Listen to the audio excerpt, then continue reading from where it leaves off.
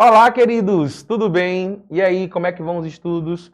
Olha eu aqui mais uma vez, professor Elisa Anselmo de Língua Portuguesa, Dimensão Pro Cursos, para te ajudar a gabaritar aquela questão de língua portuguesa dentro da tua prova, do teu concurso.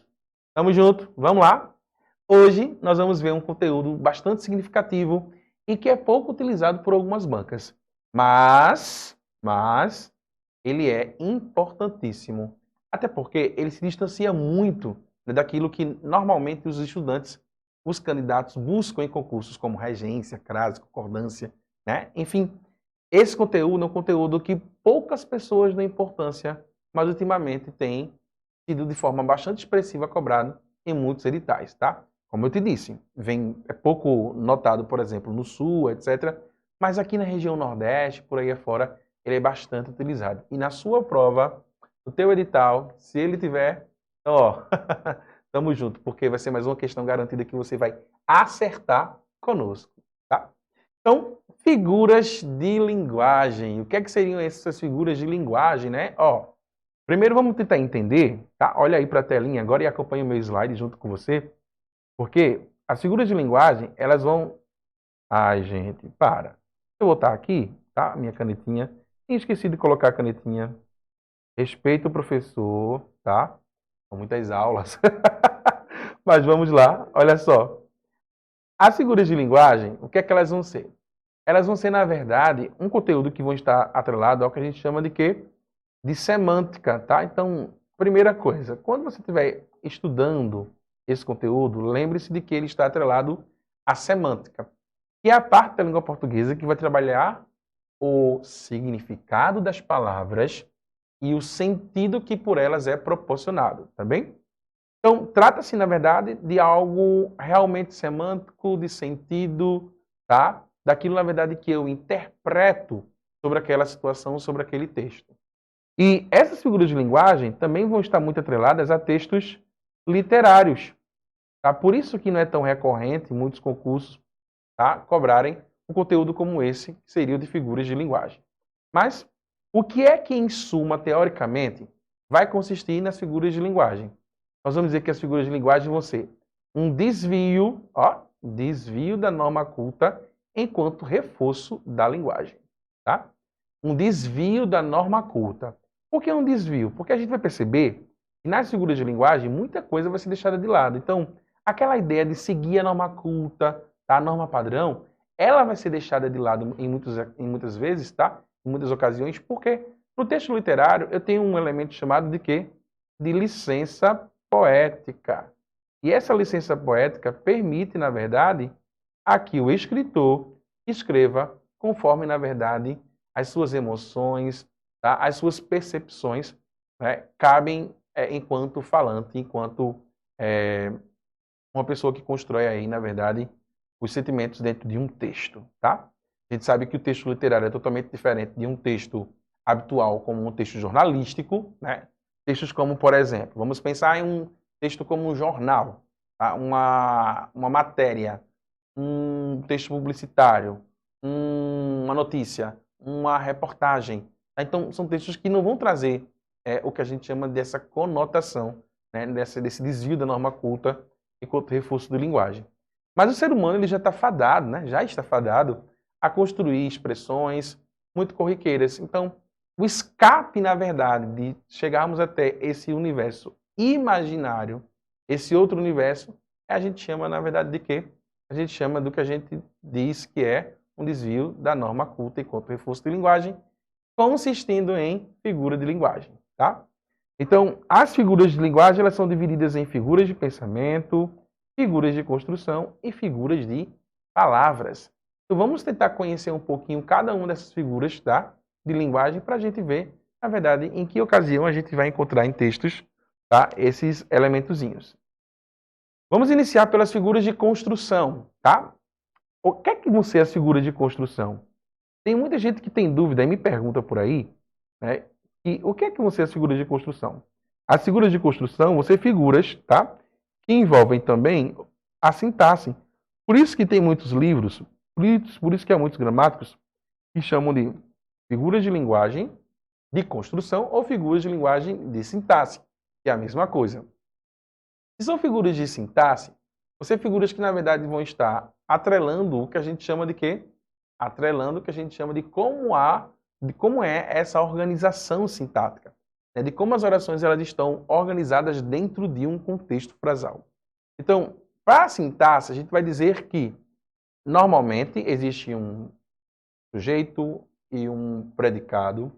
A gente vai dizer que para a sintaxe existe sempre uma adjunta nominal, uma adjunta adverbial, tá? Então, dentro dessa organização estrutural, dentro dessa estrutura frasal, existem momentos em que eu posso eliminar um termo de oração, em que eu posso acrescentar um termo de oração. Então, a esses fenômenos de acrescentar um elemento ou a retirada de um elemento, eu vou chamar de figuras de sintaxe ou figuras chamadas também de quê? Figuras de construção, tá bem? Então, a primeira figura de linguagem que eu quero trabalhar com você é a elipse, tá? O que é que vai ser a elipse? Primeiro, eu gostaria de dizer que ela é prima da zeugma. Muita gente confunde elipse e zeugma, tá? Enquanto figuras de linguagem, mas elas possuem diferenças, tá? Bastante enfáticas. Por quê? A elipse vai ser a ocultação, tá? De um termo, tá? É a retirada de um termo de oração, tá? A elipse vai ser a retirada de um termo, sabe o que, gente? De um termo subentendido dentro da oração. A retirada de um termo subentendido, a gente vai chamar de quê? De elipse. Já a zeugma vai ser a retirada, tá? Escreve aí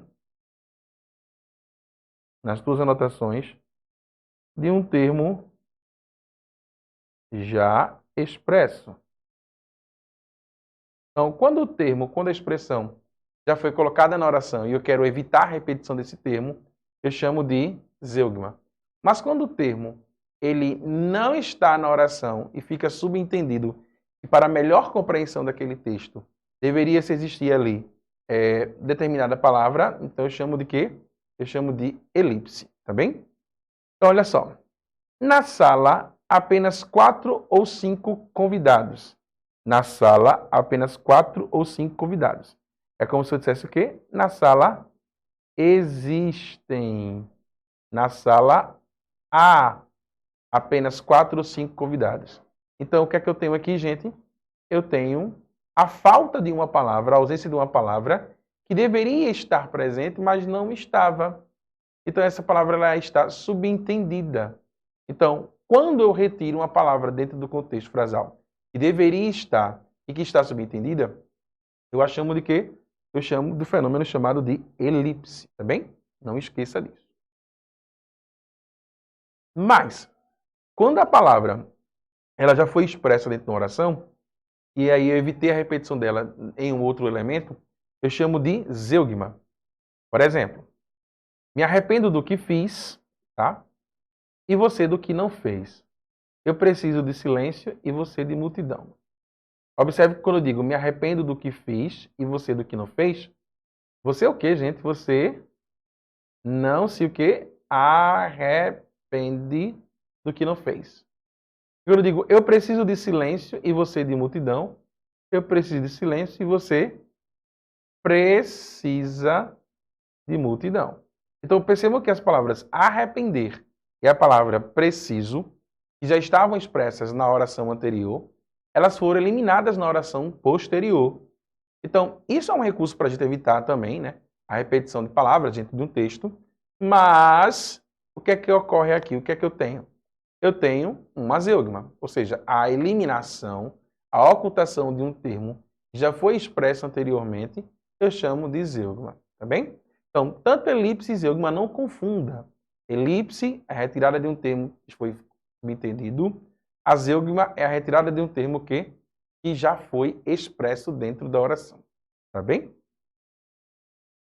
Uma outra figura de construção, ou também chamada de figura de sintaxe importante sabermos, é o polissíndeto. E eu gostaria de chamar a atenção de você, tá, sobre o contrário do polissíndeto, tá, que é uma figura de inversão do polissíndeto, que é chamada de assíndeto. Tá? Eu vou colocá-la aqui no cantinho, como você está observando aí no slide. Tá acompanhando aqui, ó. O que é que vai ser o assíneto? É a ausência de conjunção. Você lembra daquelas conjunções coordenadas sindéticas e assindéticas, né? Lembra que existiam as orações coordenadas assindéticas? Pois bem, se elas eram assindéticas é porque elas eram, né, iniciadas sem a conjunção. Então, o assíndeto vai ser justamente a ausência de conjunções dentro de uma oração, tá? Quando uma oração não tem conjunção dentro dela, eu chamo de assindética. Já o polissíndeto, pelo próprio nomezinho, ó, poli, tá? Esse prefixozinho aqui, poli, que significa vários, tá? Poli significa vários. Já o polissíndeto é a mesma coisa que o quê? Várias conjunções, tá? Várias conjunções sendo repetidas dentro do texto. Então, vamos lá. E sobre as ondas ritmadas, e sobre as nuvens e os ventos, e sobre as pontes e sobre o sarcasmo, e sobre a gosma e sobre o vômito. Carlos Drummond de Andrade. Pare para observar que dentro desses versos existe a repetição de um termo, de uma palavra, de uma conjunção, que é a conjunção i, né? Ou para muitos que chamam de e ou i. E essa repetição aqui, ela acontece, tá, justamente para enfatizar o texto, para trazer sonoridade, para trazer um diferencial, para trazer um pouco de conotação, né? Até porque trata-se de um texto literário. Então, e sobre, né? Percebam que, na verdade, aqui, ó, esse i é uma conjunção coordenativa aditiva. Então, por ser uma conjunção coordenativa aditiva, tá? E está se repetindo aí dentro do texto, automaticamente, o que é que eu tenho? Eu tenho um polissíndeto. O que é o polissíndeto? A repetição de uma conjunção dentro, de uma conjunção coordenativa dentro do contexto frasal. E onde sou só desejo, queres não. E onde não queres nada, nada falta. E onde voas bem alto, eu sou o chão. E onde pisas o chão, minha alma salta. E ganha liberdade na amplidão. Bonito, né, gente? A flor do querer, Caetano Veloso. Mais uma vez, eu tenho a repetição, ó, do i, tá? No início das orações. Mas, Elias, essas repetições elas devem acontecer só no início da oração? Não. Elas podem ser repetidas ao longo das orações, tá? No meio das orações, tranquilamente. Mas aí trata-se sempre de uma repetição, de uma conjunção, tá? Coordenativa. Cuidado para não confundir com as conjunções subordinativas, as quais são aquelas conjunções, né, gente, que vão aí trabalhar a ideia da adverbialidade, né? As conjunções causais, condicionais, concessivas, consecutivas, proporcionais, finais. Então, a essas conjunções eu não dou, na verdade, o crédito para essa construçãozinha aqui não, tá bem? Então, cuidado com isso. Outra figura de linguagem importante e que faz parte desse rol do que a gente chama de figuras de construção é a inversão, também chamado por aí, por muitos, de hipérbato, anástrofe ou síntese, tá? Então, inversão é a mesma coisa que hipérbato, anástrofe ou síntese. É simples. Todos nós sabemos que na língua portuguesa a ordem canônica é S mais V mais CP, não é isso? Sujeito, verbo e depois o complemento. Tá? A gente sabe muito bem disso. Mas essa... E aí, concurseiro, concurseira, eu sou o Bruno Lourenço, faço parte da equipe do Dimensão Pro e estou aqui para você, para dizer a você, acesse aqui os links na descrição desse vídeo, para que você possa ter acesso e possa ver os cursos que nós temos. Nós temos cursos para carreiras policiais, nós temos cursos para carreiras nas Forças Armadas, temos também alguns cursos para prefeituras e tribunais, temos apostilas com materiais para estudo, para você, no concurso que você desejar estudar. Então dá uma olhada no material aqui que a gente tem na descrição do vídeo, dos nossos cursos e apostilas, para que assim você possa adquirir os nossos materiais e você alcançar a sua tão desejada aprovação no concurso público dos seus sonhos. Sujeito, verbo e depois o complemento, tá? A gente sabe muito bem disso. Mas essa ordem aqui é a ordem canônica, mas eu posso trocar, depende do falante. O falante é que, na verdade, escolhe a melhor maneira que ele gostaria de se comunicar. Então, se eu digo assim, eu comprei, ó, eu comprei um caderno, tá? Como eu estou escrevendo aí para você, eu digo que eu comprei um caderno, perceba que, ó, eu poderia também dizer assim, um caderno eu comprei, tá? Ó, poderia dizer um caderno eu comprei. E o texto teria a mesma fluidez, a mesma característica, a mesma informatividade igual, tá? É porque quem seria o sujeito aqui? Ó, o sujeito seria eu, tá? Quem é o verbo? Comprei, o sujeito tá aqui que é eu.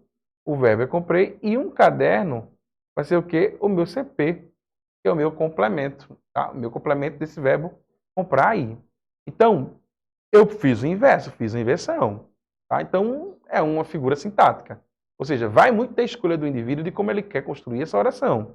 Ele sabe que a ordem canônica é sujeito, mais verbo, mais complemento, mas ele pode fazer uma inversão tranquilamente. Então, eu poderia dizer que eu comprei um caderno, mas eu também poderia dizer um caderno eu comprei, ok?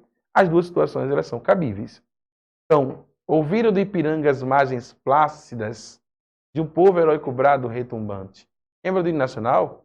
Ouviram de Ipiranga as margens... Não, gente, se eu cantar vocês vão... vai acabar os tímpanos de vocês, mas ó...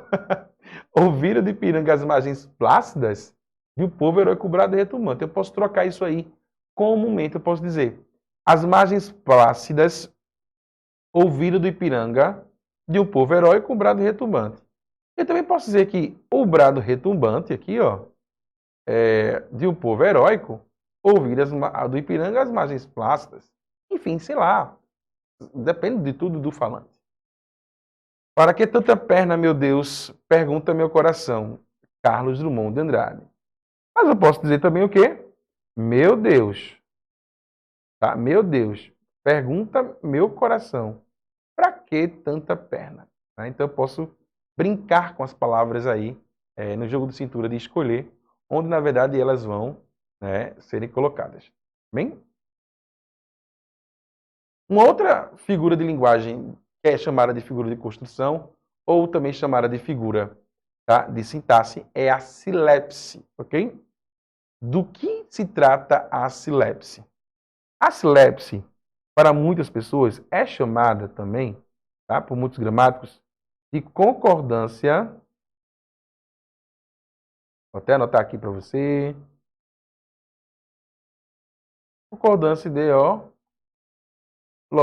ok? Do que se trata essa concordância ideológica, gente? É simples. Uma concordância ideológica é a concordância feita com a ideia apresentada pelo termo, tá? Então, a gente sabe que na língua portuguesa, né, o que é que vai acontecer? Eu sempre vou ter o que a gente chama de regra geral e as regras subsequentes, tá bem? Então, nessa regra geral aqui, eu vou ter o que eu chamo de regra geral e casos especiais. Tanto para a concordância verbal, tanto para a concordância nominal.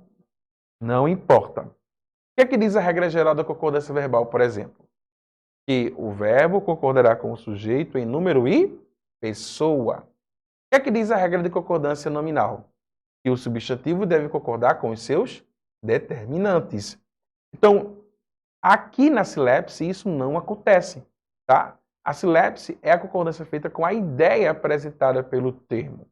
Então, a ideia de gênero, tá? Quais são os meus dois gêneros? Masculino e feminino. A ideia de número, quem são os meus dois números? Singular e plural.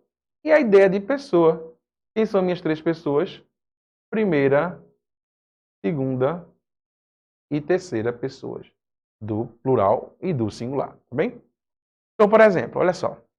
Vossa Excelência está muito preocupado. Opa, opa, opa. Como assim muito preocupado? Não é Vossa Excelência, né?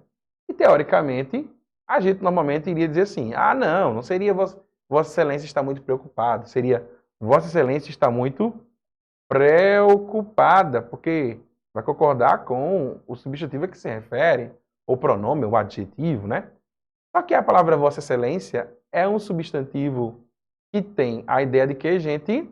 Que tem a ideia de tanto masculino quanto feminino.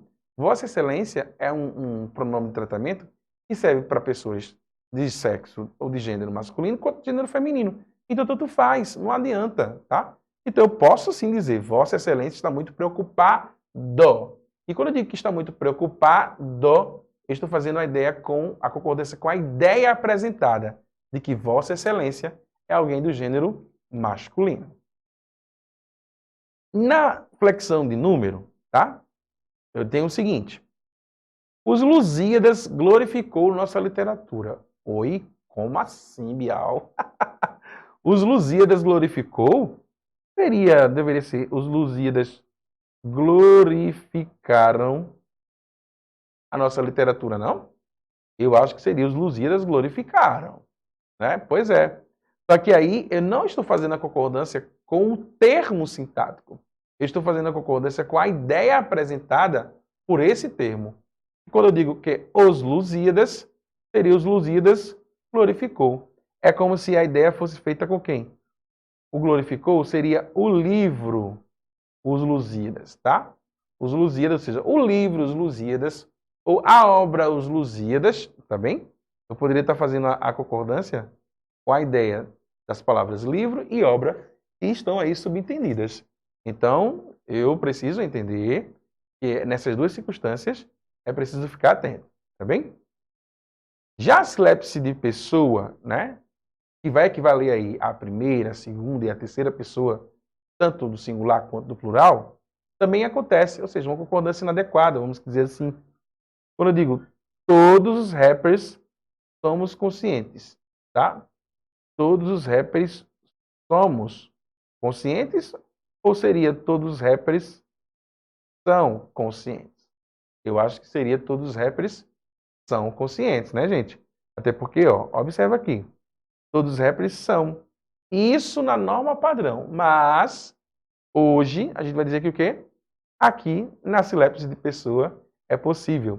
Porque quando eu digo que todos os rappers somos conscientes, eu também estou sendo um rapper. Ou seja, é como eu estivesse me incluindo em ser esse rapper também que estaria colaborando com essa situação. Então, todos os rappers somos conscientes, todos os rappers, ou seja, eu também estou incluso aí dentro desses rappers, tá bem? Então, não esqueça que a sílapse vai ser a concordância ideológica, feita com a ideia dentro do contexto. Uma outra figura de linguagem que traz a ideia, tá, do que a gente chama de construção são as onomatopeias, tá? O que é que você é as onomatopeias? É só você lembrar da Anitta, né? No clipe, na canção Bang, né? Vem na maldade com vontade, chega e encosta em mim, né? O bang, boom, né? As onomatopeias vão ser os ruídos, tá? Anota aí no teu caderno que seriam as onomatopeias. Tá? Deixa eu apagar a palavrinha aqui. Minha borracha. Ó, vamos lá. Para você não esquecer, onomatopeia vão ser o quê?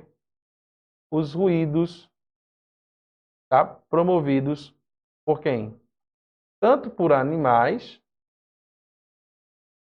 podem ser racionais ou não, tanto animais quanto objetos que produzem esse barulhozinho, tá? E a gente sabe que não tem sentido nenhum.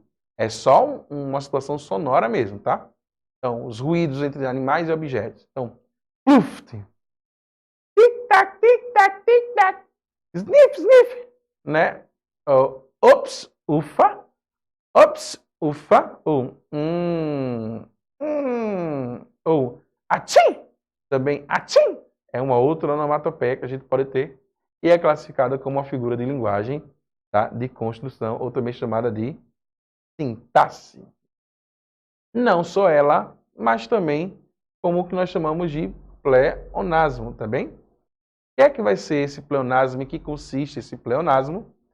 O pleonasmo vai ser a repetição, tá, gente? Ó, pleonasmo é nada mais nada menos que a repetição de ideias dentro do texto, tá? Tá repetindo ideias dentro do texto, eu chamo de quê? Pleonasmo, tá bem? Então, ó, Todo dia ela faz tudo sempre igual. Me sacode às 6 horas da manhã, me sorri um sorriso pontual e me beija com a boca de hortelã. Cotidiano, Chico Buarque. Quando eu digo que todo dia ela faz tudo sempre igual, me sacode às 6 horas da manhã, me sorri um sorriso. Olha, se eu estou sorrindo, já é um sorriso. Então, o que é que eu estou querendo aqui? Eu estou querendo dizer que existe um pleonasmo. Ou seja, existe duas ideias aqui sendo pontuadas. Então, me sorri um sorriso, tá?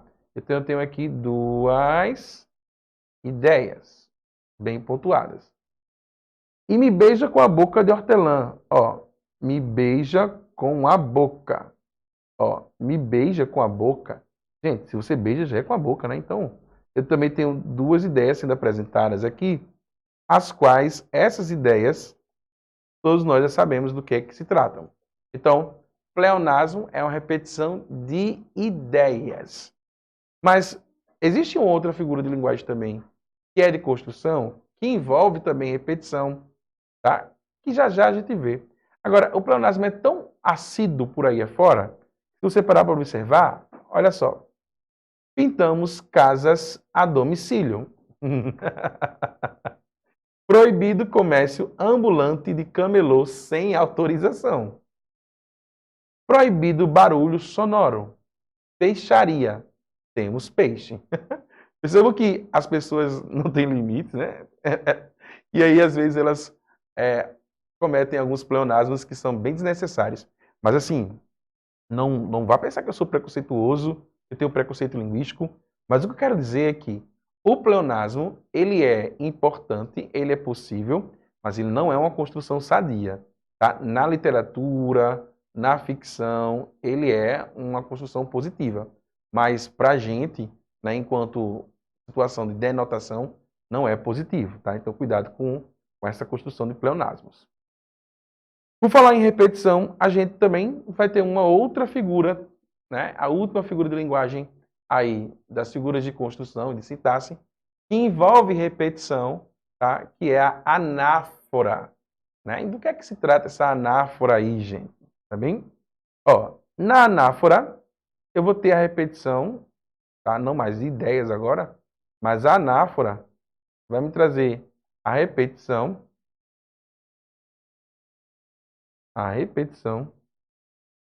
de um mesmo termo